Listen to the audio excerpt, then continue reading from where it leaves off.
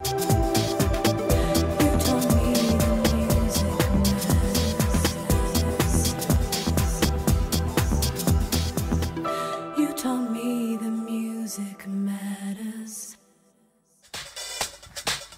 you very much. Hello everyone. Got a very good panel today for you. I know we're sort of doing the session straight after lunch on the Friday, which is always difficult. But I think with the people we have here today, great cross-section of people representing Asia, the East, the West, big venues, small venues, promoters. I think you'll find it quite an interesting session. So I'd like to ask them all to come out now, please, guys from behind the curtain. I'll introduce you all when you're all up here. So, ladies and gentlemen, please welcome my panel. Come on, gents. Here they come.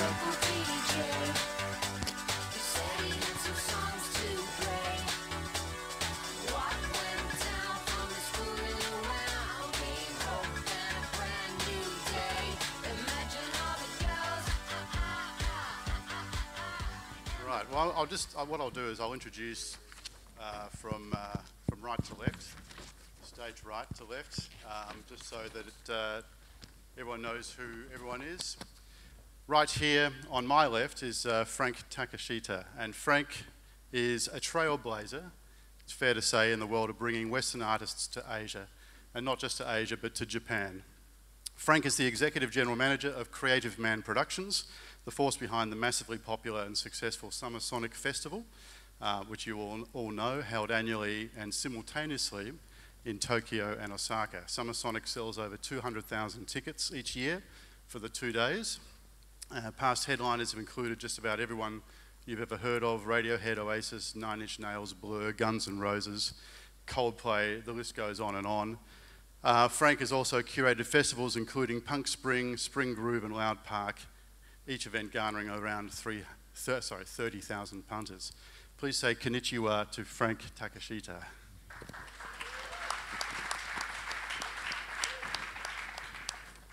I'm going to come back to you, Chugg. Story of my life. I've got you all sort of sitting wrong. I'll come back to Michael at the end. Now, next to Michael, Lee Trink, ladies and gentlemen. Lee is president of Dare Mighty Entertainment, a relatively new company focusing on artist management as well as entertainment properties in theatre, film and television. Prior to working for himself, Lee worked for EMI, was president of EMI's Capital Virgin label in the United States, and has successfully managed to fuse East and West, probably most notably spearheading a tribute album for His Majesty the King of Thailand with iconic jazz musicians from the Preservation Hall Jazz Band in New Orleans who performed some of the King's own compositions. Please welcome Lee Trink.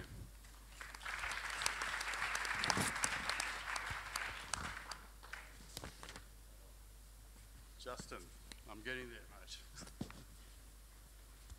Excuse me, here we go. Justin Sweeting in the blue shirt here. Well, a few blue shirts.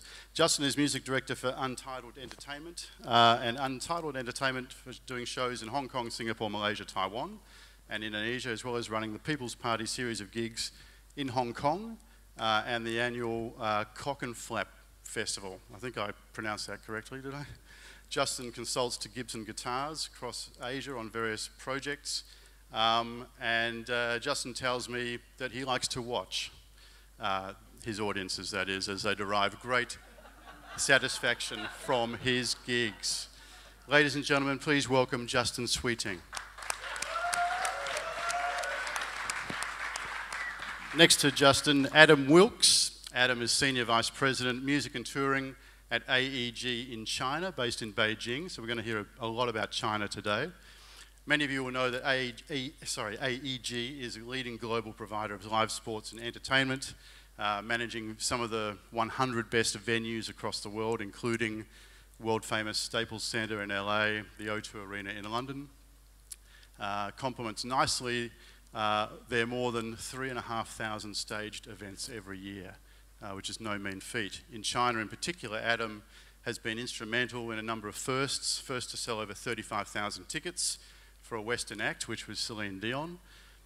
First stadium rock act, Linkin Park, playing in China. First Major League Baseball game in China, the LA Dodgers versus the San Diego Padres. And so it seems like Adam knows all about bringing the West to the wild, wild East. Please welcome Mr. Adam Wilkes.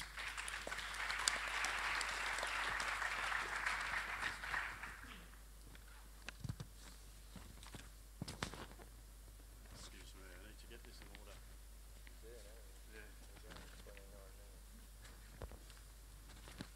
Ladies and gentlemen, the man in black at the end, Michael Roche, is one of Asia's consistently best-dressed promoters and Executive Director of Lushington Entertainments, based here in Singapore. Lushington is now entering its third decade of promoting acts from the West all over Asia. In 2007, Lushington secured the rights to stage the Singaporean Formula One Grand Prix under Michael's direct supervision. Lushington pulled off this magnificent coup of staging the world's first ever Formula One nighttime street race. Michael has also promoted 1,000 acts, including Johnny Cash, Michael Jackson. Please give a big Music Matters welcome to one of Asia's most important promoters, Michael Roche.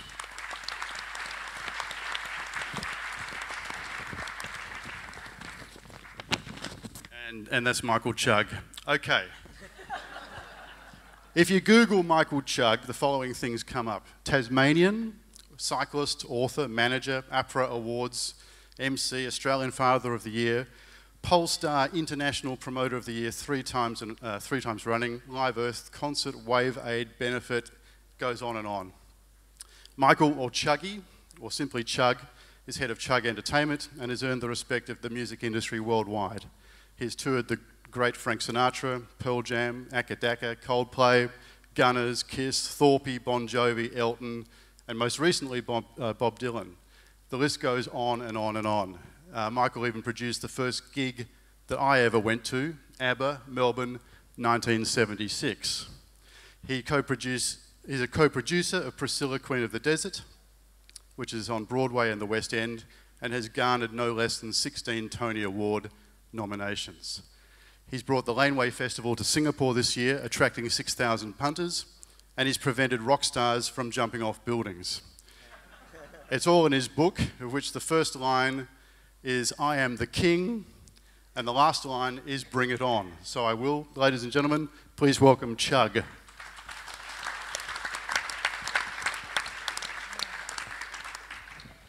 All right, that's enough of me talking. I think what we'll start off is talk a little bit about how touring the West into the East has changed over the last, I guess, 10 years or so. And probably Michael Roche down the end there is the best person to start us off, because, Michael, you've been around for a while and you've seen a lot of bizarre things happen and a lot of good changes as well. How has the industry generally changed in macro terms for you? I think in the late 80s and coming into 1990, there was this thing called the tiger economies in Asia, Taiwan, Singapore, particularly Hong Kong. And it was kind of a pivotal year, 1990, where there was a major importation of Western brands in all types of different genres, and also that certain buildings started becoming available for tours. For instance, Singapore Indoor Stadium here, there was no ticketing company that could support it, so they started their own ticketing company called Systec. We got a call, I think, from Harvey Goldsmith, said, Eric wants to come over there, but there's no promoters. And we said, of course there is, you know, we're a promoter. So we bought off the shelf, overnight shelf company, Chinese company called Lusington, and suddenly rebranded it Lushington, and off we were, suddenly being a promoter. And we put one of the first shows, Eric Clapton, into the indoor stadium. I think that followed, you know, all the way through the 10 years through the 90s with a lot of bumps in the road that kind of ended with the Asian crisis, that a lot of people's daring was pulled back a bit, and a lot of us reformatted the way we wanted to do business. But through the 90s, it was very much bringing in the big iconic names. It was a Whitney Houston, and it was a Michael Jackson, or it was an Elton John type of thing. And the bandwidth was very small and kind of followed what the Asian radio stations were playing at the time, which again followed a very kind of top 20, top 30 format. I think then what happened, that time as a group, and the group that I work for, we were looking at all sorts of different Western contents, and we looked at ice cream and brought Haagen-Dazs ice cream in, or we looked at burgers and we brought Hard Rock cafes to Asia and things like that. So, we looked at motorbikes and brought Harley Davidsons to Asia. So there was this huge flux of everything that had a Western tag on it was great, and less so if it was generated out of Asia itself. I think now that it's matured considerably, I think we've got more buildings, there's been rising affluence, rising middle class, still a little bit of nouveau riche in certain areas. And then the biggest paradigm shift, I think, was obviously the internet, how new media affected our total business, and that the bandwidth totally could change from doing just the Elton Johns and Whitney Houstons to all sorts of different types of genres of music that we would have never have dared to done in the 1990s, and put money into an emerging act or tried to do things. It was quite interesting that one of the festivals, I think, that started it in this part of the world was WOMAD, and we looked at that for some time, and it actually ran for 9 or 10 years as a 3-day festival, selling out more or less every night at Fort Canning with acts that nobody had heard of, or based around the world music genre. I think that spawned so many other new, very interesting festivals. What Mosaic's done, with the Esplanade format, what Chuggy's done with bringing Laneway here and things like that. So I think we're kind of finding our own feet. We are not using traditional or old format ways, and just looking now to how to bring more bandwidth, more breadth of music, and we can do that now because we've got a receptive audience. We've also got major projects like the integrated resorts or casinos in Macau or here, or the Formula One races in Malaysia, Singapore, Shanghai, that give opportunity to have these great add-ons, and they talk about these 360 deals that the record companies or Live Nation wanted to do. I think we as a group look at our 360 deal. Well, how can we bring all the things that we do together? We can bring a fantastic sports event, we can put music on it, we can put food and beverage around it, we can capitalize on our merchandise elements. So bring it all together and really make this fantastic event. But music is always so crucial to that part of it, and ever growing and important. And Michael, I guess from your perspective, you're working in primarily in territories where you have a rule of law and you've got infrastructure that works in most of the time, whereas we've got Adam next to you who's been working in China. And I would imagine, Adam, that you've had a set of different challenges altogether in the time you've been there, but maybe you could tell us a bit about how the infrastructures are improving in China for putting on events, and in particular getting foreign artists to get in there. Sure. And listening to Michael, it sounds like China is, perhaps 10 or 15 years after what you experienced here in the 90s. The Chinese live entertainment market really started, I'd say, at the next level in early 2000s, 2003, 2004, and you started to see increasingly more and more Western artists come into the market, as well as the larger Hong Kong and Taiwanese artists. Not saying that they hadn't come in the past, but it was starting to come with more frequency, and there was a business model developing. But the challenges that we primarily faced was all around the real estate, all around the venues. Most of the facilities in China are state-owned venues that were built in the 70s, built in the 80s, and we were struggling to take a Tier A Western concert that would play 12,000-seat rooms around North America and put it into a 6,000-seat gymnasium that was built in 1975 and managed by a bunch of communists. So it's tough. What's happening, what the big shift in the market has been, is that in Shanghai and Beijing, AEG has just opened 2 state-of-art arenas, very similar to, say, the O2 or the Staples Center. And I think this is a big shift in the market. We're finally able to offer the artist and the promoter the experience they would require to stage a show, but also, and more importantly, offer consumers an enjoyable concert experience. With the costs that go on putting a show in China, it's really not much different than anywhere else in the world. So ticket prices are really, on par with anywhere else, but salaries are much lower. So you look at all of the options that consumers have, and a concert's quite expensive. You could go out and have a great meal with your friends, or buy an outfit, or go to karaoke, or lots of things that people love to do. And then you look at what the concert experience had been in the past, where you would go to an older facility, and there wasn't parking, and there wasn't F&B, and there wasn't proper ushers or security, and you go down the list, and at the end of the night, it really wasn't the best way to spend your money. But with the opening of these buildings, we're starting to see a big increase of attendance. We're starting to see a much higher level of production, and I think that this is really the big catalyst for change right now in mainland China. So if you were if Lee here, for example, wanted to take someone over to see you in one of your, to China, and what do you think would be one of the biggest, or a couple of the biggest hurdles facing people going in there right now? I mean, you talked about ticketing, and the economics of putting shows on in some of these markets really is probably one of the major issues. But repatriation of money outside of the market, and sending funds back, and work permits. So is it getting easier to do that in China? Yeah, I'd say a lot of this is getting easier and improving. China does remain quite mysterious, and it's difficult to understand, and it's difficult to find information about how to conduct business there.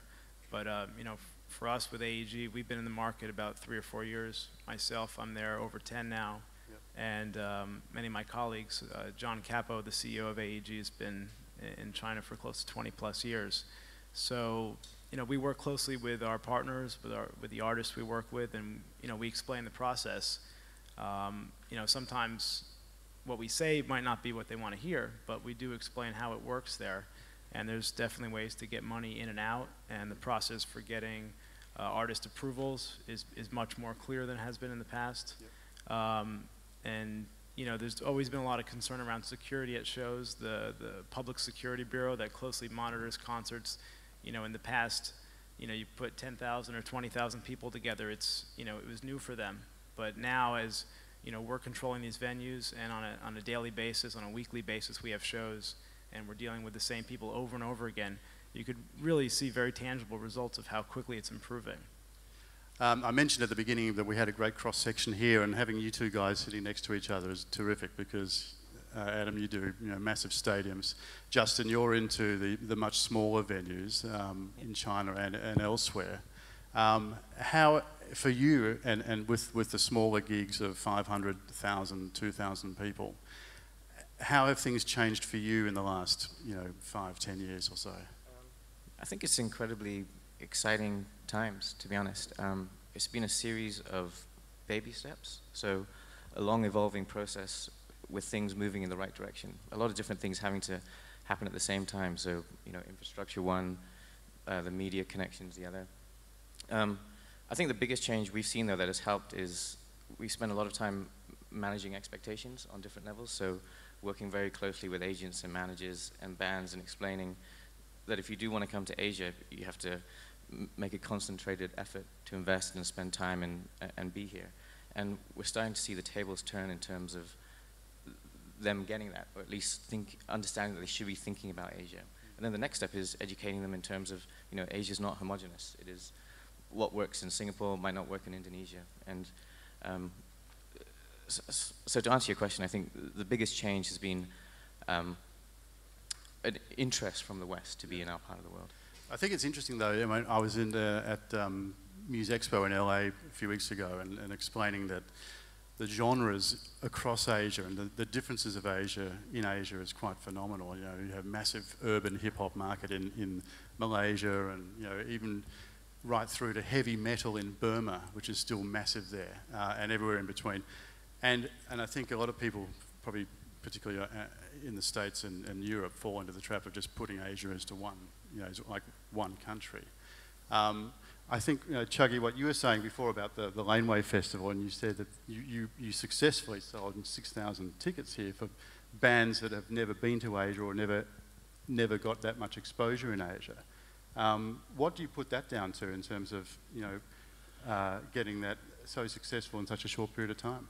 Well, you know, we researched the market for several years. We've got some great young Western and Asian people on the ground, especially young people in this market. You know, when people tell you that it's not going to work in the market because the kids don't get it, you know that there's got to be something there. And we researched it carefully. We, you know, Danny Rogers, my partner who manages Temper Trap, one of the big Aussie bands right now, he is very anal about getting the right acts and putting the right thing together. He spent hours Skyping with Audrey and a couple of the other young people we have involved here and worked through it. You know, we tested the market. We bought Florence and the Machine and Double X and Echo and the Bunnymen up 2 years ago and played the Esplanade. Everybody said we were crazy. We sold Florence out in about 2 hours. We knew it was here. Obviously, you know, we've been a main leader in the use of the web and the internet in Australia since the 2000s. And, you know, when we first started talking about all this up here, it was pretty young up here, of course. One of the great advantages up here is the mobile phone business is really together.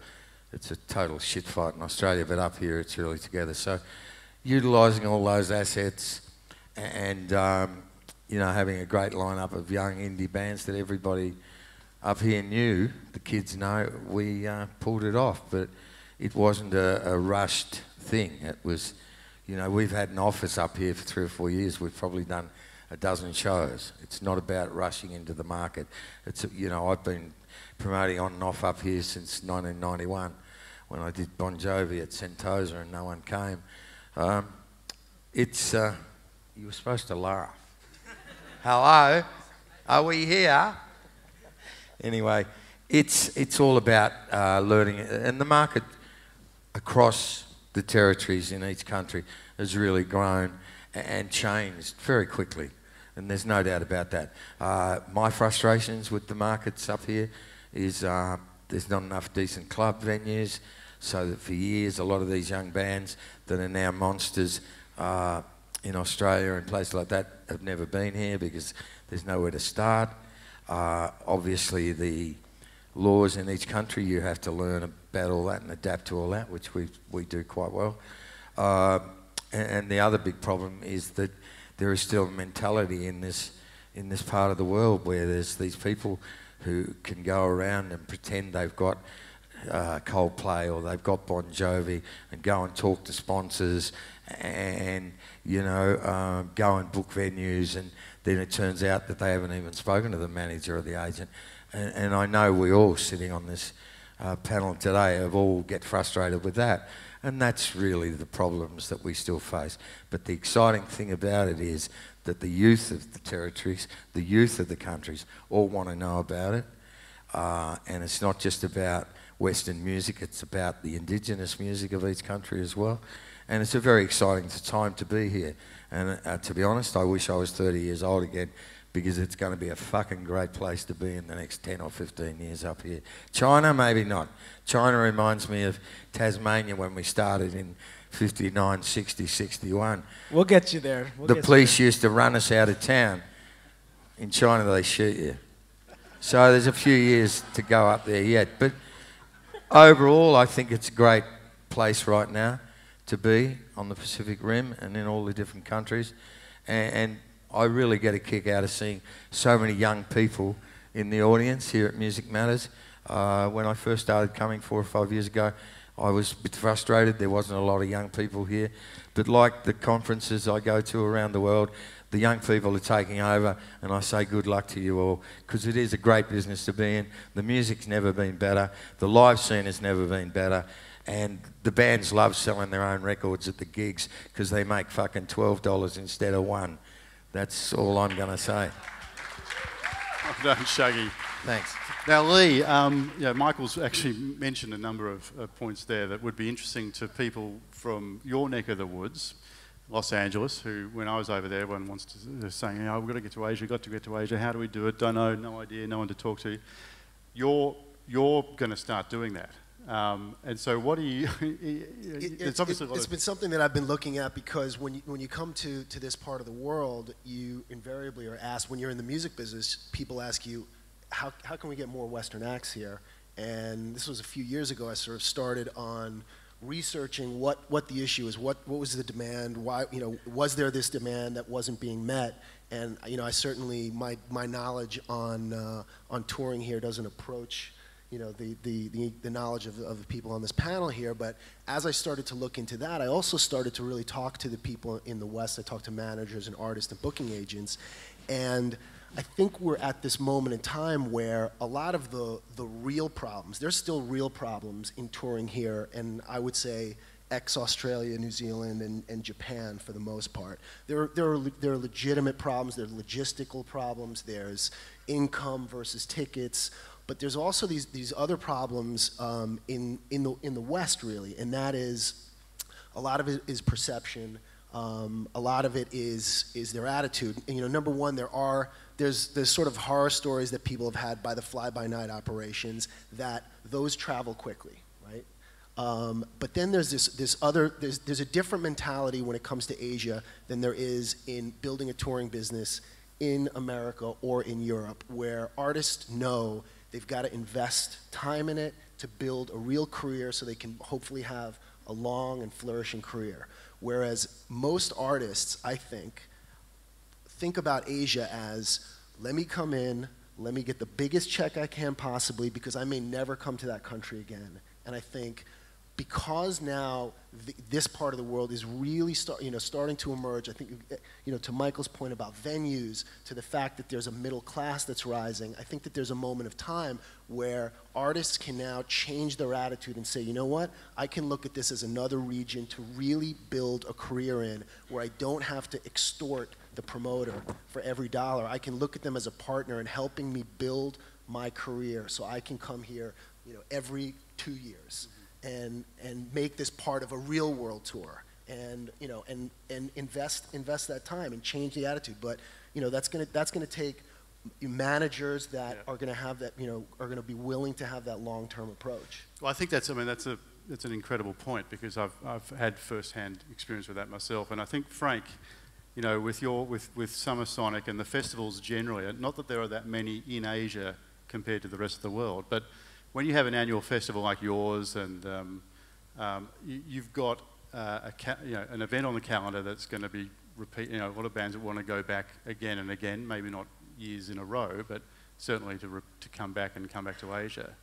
How do you think your festivals, or the festivals you run in Japan, have been successful in opening the door to Japan, to Asia, for a lot of Western acts? And why aren't there more festivals in Asia generally? Well, I think that first, festivals are really important to kind of like introduce new bands. Of course, we have the headliners that draw the audience, which is also important, but it also serves as a really strong tool that you can introduce bands. But at the same time, you have to have a strategy behind it. In Japan, where CD sales still exist, so we work very closely with the labels on when to bring the band, and we kind of like do this in kind of like a few stages, in which if we see a new band, maybe at South by Southwest or something like that, and then we will talk with the label who would will be able to have the rights to release it. So we would think about like bringing in the band as a showcase and work together and split the cost on that. No one's going to earn any money on this, but it's kind of a way to introduce the band first before just putting them on Summer Sonic. With that short introduction, then it will be more effective to put the band on a bigger platform in which you have some kind of background running in the market. And then through Summer Sonic, the label obviously use that as another marketing point within their plans. And then there's always a third stage in which we'll bring the band back as a solo tour. If it will be a club tour, okay, but if they're bigger than that, then we earn some money. So it's always a kind of like a stage, but we have to be, you can't just rush to the quick money and all that. It takes time to really develop bands in Japan. I think it's really important to do it that way. there's been we're talking about monetizing all sorts of things, monetizing online, monetizing and making the most out of some kind of return on investment. And when we were talking outside, it seems that the ticketing prices, and particularly, Adam, I guess, in markets like China, and I know Vietnam, and I'm sure, Michael, you've got a lot of thoughts about this. I mean, there must be, there are obviously great barriers to entry in terms of whether your size of venue and how much you can get away with charging for an average ticket to, for somebody who's probably not earning a huge amount of money. How much support can you expect to get from sponsors? I mean, for example, in Vietnam, we've had a situation where a lot of these big tickets, concerts like My Chemical Romance and others, were sponsored by brands, and then the tickets were essentially given away. And so there's an audience of kids over there who aren't used to actually buying tickets to go to these big venues and big concerts. Do you see, in China, have you had first-hand experience with educating and telling people about how you're going to get value for money from going to a concert that might be twice their weekly salary? Yeah, well, certainly we try our best to keep the tickets as low as possible. But the expenses tend to be quite high. So what we'll usually do, and I think you see this a lot around Asia, is you'll have a very high VIP ticket, which then helps offset a very low price ticket, and we'll create quite a few brackets. Sometimes 6, 7, or even 8 different ticket sections. Sponsorship is a big part of our business model, and we use that as much as possible to offset the tickets, but there's not always it's certainly never a guarantee that you're going to have a substantial sponsor on a show. We do work closely with sponsors that help provide additional promotional support, help promote the concert through their own channels, whether it's an alcohol brand or a mobile or so on. But in terms of consumers dipping in their pocket and paying these larger prices, I think that that there is quite a lot more money in Shanghai and Beijing than maybe people realize. There is a whole there is an audience there that's actually quite wealthy, and they will come out and spend the money for the top price tickets. And then for the other ones, we keep them much cheaper. And we work a lot with the international shows, and I'd say that our shows are probably less expensive than the majority of Chinese shows. And the Chinese shows will go even maybe 15–20% higher than the Western shows in terms of ticket prices. And Michael, with some of the markets that you work in, how have you seen? How have you been able to use sponsorship to keep tickets down or ticket prices down? And how have you seen other avenues of support, like from government funding, etc.? I know Singapore's probably at the forefront of doing that, but in other markets, have you seen that evolve over the last 10 years or so? Well, again, to go back to the 90s, and you'd only have through Hong Kong or Singapore maybe one a month of a major artist would be about the maximum that the whole market could take. So it was all new to commerce, and the brands wanted to be associated with it, and the banks wanted to be associated with those big iconic artists at that time. Again, Asian crisis came, all of the marketing directors were totally accountable. A penny in meant two pennies must come back tomorrow, and it was very hard to secure sponsorship.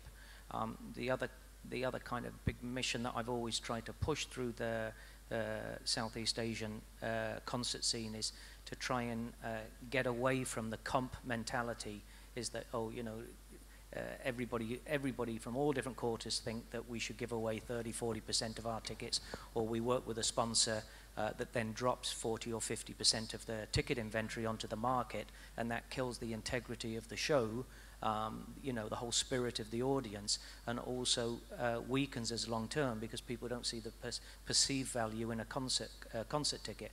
I think we work very hard on that, and I've always worked off the premise there's 2 types of sponsorship and meaningful sponsorship. I think what's happened recently is that there's that overused term called lifestyle, but a lot of the brands, you know, don't necessarily want to say, okay, Levi's will come in and they'll take 2,000 tickets and market it with a pair of jeans, but they want more the brand association, the lifestyle association with these artists, and what that whole tribal feel means. It gives them kudos to the brand, you know, and so many of the big commercial entities now, and I don't think it's necessarily right, but that they're so focused on youth, you know, so obviously music's the big vehicle that they want brand association and connectivity with the artists that come through. In Australia, we have more success getting sponsorship and brands involved in the Laneway Festival with indie unknown bands than we do getting sponsorship for a Tim McGraw, an Elton John or a Bon Jovi, because the brands want to identify with the kids, and that's going to be the same all over the world shortly. And this giving away tickets, it's been one of the reasons that's held Asia back, and it's got to stop. If the sponsors want to give you money, great. Take the tickets out of the sponsor money. Don't give them comps, because you don't get the people. The people who get the comps don't want to know about the music 9 times out of 10. The other thing is, I just want to point out that some of the biggest acts we tour, Coldplay, John Mayer, Jason Mraz, the Dixie Chicks all come to mind, all started off in Australia in 100 to 200-seater clubs and are now superstars in those territories. The quicker we get some decent clubs and people renovate some of their hard rock cafes, the quicker there's going to be a lot more action in this territory that actually makes us all money and entertains and opens up the industry to the youth of Southeast Asia. Chuggy, well done, mate. That's it. It's the time, the education process for those bands are when they're not superstars and they're not collecting checks all over the place. That's when they're more And applied. I also meant to say that Frank's been doing the same thing in Japan for quite a few years, and it shows. And because people believe there's a future too. I was so excited to be at St James Power Station the other night, which somebody said was a venue for Chinese Singaporeans, and see 600 kids going crazy to a band called The Drums. And I know that, you know, I was so excited because 3 or 4 years ago there was no fucking way that was going to happen. So, you know, we are rolling, and I thank you for allowing me to sit up here with some of my great friends and luminaries and lay that on you. But you should all be very excited. You're in a great place right now, and it's going to be a great 10 or 20 years here, as long as you don't get fucking greedy like a few of us used to do. Yeah! We're getting the wrap-up signal. I don't know, this is a topic that we could possibly talk about for 90 minutes or Well, I'm happy to 90 keep years. going. We can keep going. We've got Jasper might shoot me, but... I don't know whether there's anyone that wants to ask a question out in the audience. I can't really see you. If there is, yell, stand up, shout, because we've got a collection here of people who rarely you see on one stage. So make the most of it. Anyone? Any questions? Yes, down here. Couple down here. Hi everyone. Thanks for all your insight. So I work in Japan, and I'm not a concert promoter, but I get maybe 10 to 20 emails a week from bands, totally no fan base at home, ask me how can I get into the Japanese market. I'm always like, well, you might want to start at home. My question is, how important is a band's fan base, where they came from, and does that fan base resonate in regards to their potential popularity or potential bookability in Southeast Asia, Japan, wherever? Who wants to take that? What I would say is, if you can't build a fan base in your home, you're going to have a hard time going across anywhere to build a fan base unless you happen to be doing something super specific, or you're a fish out of water where you live. The first rule is start in your own backyard, where you can do the most work, where you can have the most connectivity, and that'll also show somebody else that people care about what you're doing. Any other questions? There is another one down here. Yep. This one's for Justin Sweeten. Everyone's done a bit of a sales pitch today. Justin, who have we got to look forward to coming out to Asia in the next few months? You know, there's a lot of good things in the pipelines. Yeah, there's a lot of good things in the pipelines across the board. Come on. No, I'm a superstitious man. You know, yeah. In answer to, just to expand on that question about the fan base thing before, if the bands from San Diego or from Sydney or from wherever, if they're on the internet, they've got fans in Japan, trust me. There will be at least 24 kids in Japan have picked up on that band already. So if the band's up on the internet and they're selling demos or doing whatever, they've got a fan base. Somewhere in the world, in nearly every city, there will be somebody that's picked up on that band. It's what's happened in Singapore with the acts that we do. It's what's happened in Australia. I mean, we did a City and Colour, a Canadian band, in Australia. We brought them in to play to 3,000 people for $60,000. They played to 10,000 people and left with 325,000 Australian dollars because of the internet. The fans were incredible. They got the guy's head tattooed on their faces and stuff. So in answer to your question, if those bands that are asking you about that, if they've got shit on the internet, they've got fans in Japan. Maybe not enough to get started. That's true. I mean, if you're on the internet, it's very important to penetrate through the Japanese market. Just to let you know, for Summertime this year, it's the first year that we're going to open up a stage totally dedicated towards the Asian bands. Bands from Korea, China, Taiwan. We're going to do that for the first time, and it's drawing a lot of attention. So if you have a chance, please approach me. Thanks. All right, one last question. Anyone? No? All right, well, we've gone over by 5 minutes, Chugg, so how's that? All right. Thank you, everybody. Please put your hands together for this eminent group of panellists. Ladies and gentlemen, the promoters.